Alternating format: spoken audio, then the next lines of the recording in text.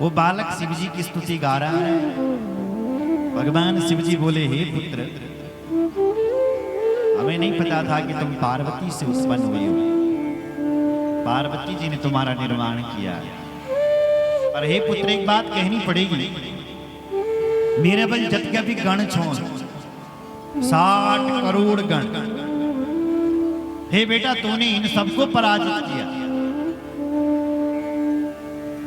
33 करोड़ देवी देवता, तूने इनको भी पराजित किया। हे पुत्र, तुम इन गणों में और इन देवताओं में और मेरे गणों में श्रेष्ठ हो। तो आज मैं तुम्हें इन गणों का स्वामी बनाता हूं, क्योंकि तुम्हारे अंदर सारे गणों से, जितने भी मेरे गुण, सब गणों से तुम्हारे अंदर ज्यादा बल और पराक्रम है। तो आज के बाद तुम इन गणों के स्वामी हो। तुम इन गणों के आज से ईश हो, और आज से तुम्हारा नाम गणेश है। बोलो गणेश भगवान की जय। गणेश का अर्थ जो गणों के ईश हैं, गणों के जो धीश हैं, गणों के जो स्वामी हैं, वो गणेश है। शिव जी ने उसका गणेश्वर पद दे दिया और उस बालक का नामकरण करके गणेश्वर रखा कि तुम गणों की ईश हो। बुद्धिमानों में भी श्रेष्ठ हो, बलवानों में भी श्रेष्ठ हो, हर जगह आप श्रेष्ठ हो, इसलिए आपका नाम गणेश होगा। बोलो गणेश भगवान की जय। हर हर महादेव।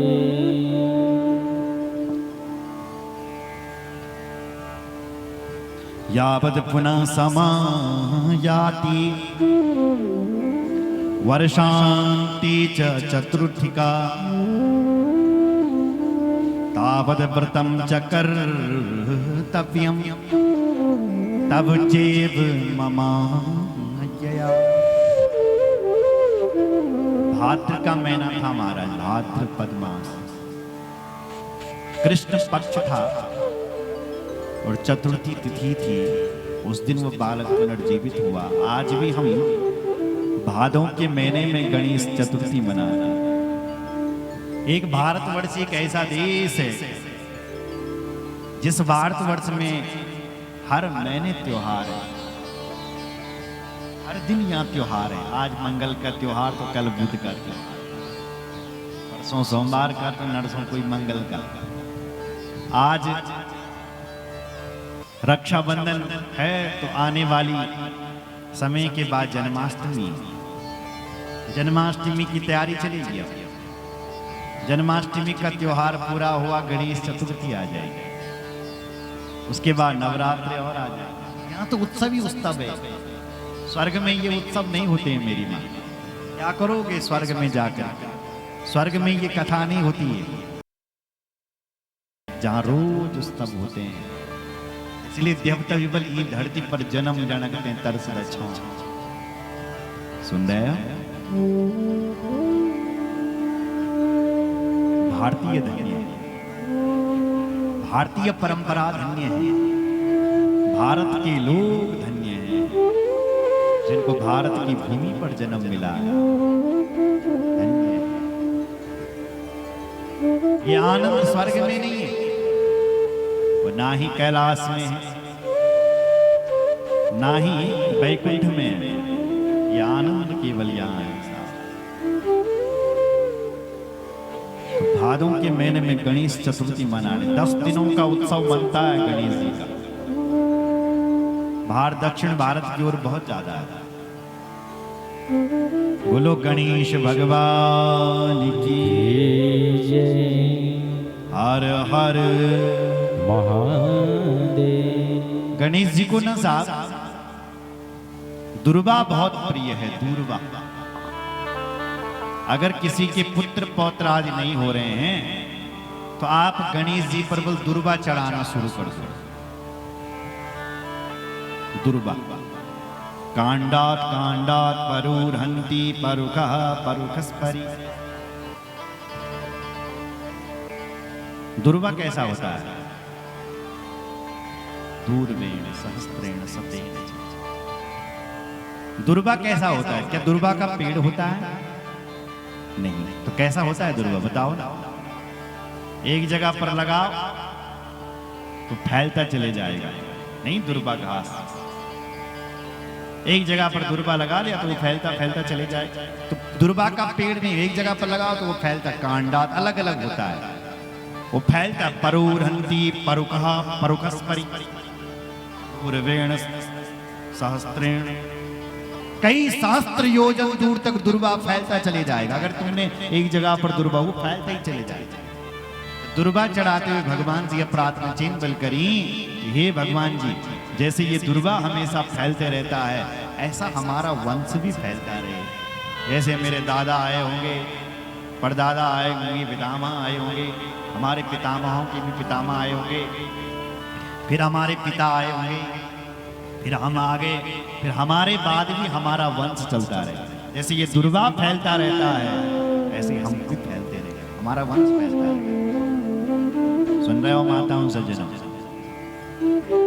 और दुर्बा और कैसा रहता है? हरा रहता है। कितनी भी भीषण गर्मी क्यों न पड़ जाए, दुर्बा नहीं सूखता है, कहीं ना कहीं हरा रहता है। तो दुर्बान पुराण सुहरितान अमृतान मंगल प्रदान। जब समुद्र मंथन हुआ था तो समुद्र मंथन से अमृत निकला, तो अमृत की बूंद इस दुर्बा के ऊपर भी पड़ी है जा, इसलिए दुर्बा तब से हरा भरा है। तो जैसे ये दुर्बा हमेशा हरा भरा रहता है, हे मेरे भगवान, ऐसे भी हमारा परिवार भी हरा भरा रहे। सुन रहा हूं माताओं? इसलिए गणेश जी को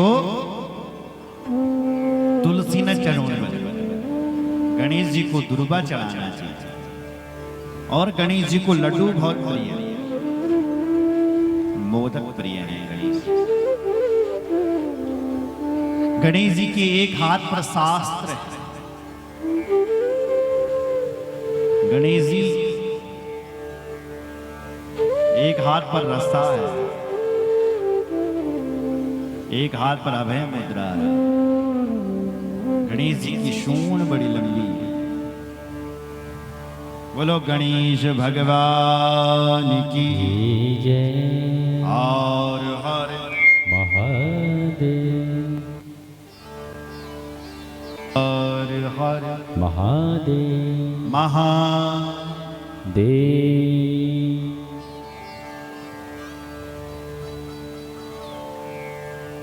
गणेश जी का वाहन क्या है? चूहा, मूषक। गणेश इस दुनिया को बताना चाहते हैं, ए दुनिया वालों, अगर बड़े बनना है तो मेरे जैसा बनो, और फिर भी अपने आप को इतना छोटा बना करके रखो कि चूहा भी तुम्हारा भार सहन कर ले। आपने सोचा इतने बड़े गणेश चूहे के ऊपर कैसे बैठते होंगे? गणेश जी दुनिया को कहना चाहते हैं, भैया हम बड़े ही नहीं, हम छोटे भी हैं। हम बड़े होकर के भी इतने छोटे बनते हैं कि हमारा भार चूहा भी ग्रहण कर सकता है। इसलिए सीख है इस दुनिया के लिए, बड़े बनो कोई बात नहीं, पर अपने आप को छोटा बना करके रखो। बोलो जय श्री राम। छोटा